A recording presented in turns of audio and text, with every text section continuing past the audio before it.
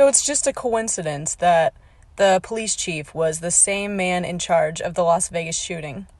And it's just a huge coincidence that property owned by millionaires and billionaires like Jeff Bezos, Oprah, and the founder of PayPal remained untouched, while the land of the natives burned only a few feet away, literally.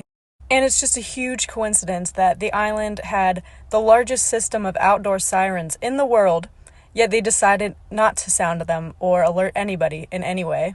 And it's just a huge coincidence that they closed all of the schools, sent all of the children home, and turned off the water as soon as the fires started so that people couldn't put them out. And it's just a coincidence that under orders, policemen blockaded the exits, didn't allow anyone to evacuate, and forced them to jump in the water to save their own lives. And it's just a coincidence that the island is set to be the very first to operate on 100% renewable energy, and to do so, they must significantly decrease their CO2 emissions.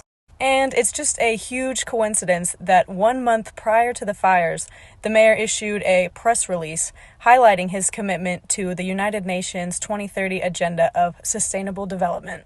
And it's just a coincidence that Hawaii is the only state to have submitted a voluntary local review, which is a framework and goal set to achieve sustainable development.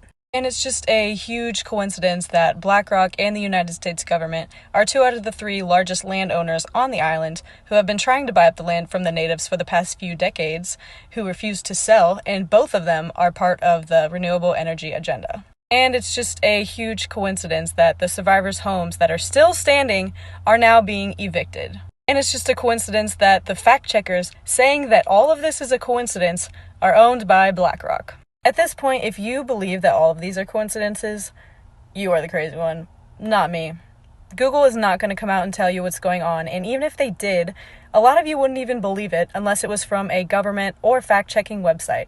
But guess what? They're not going to tattle on themselves, so you need to think for yourself. We should be absolutely enraged about these fires. We really need to stand up and do something, because things like this are just going to keep happening because we allow them.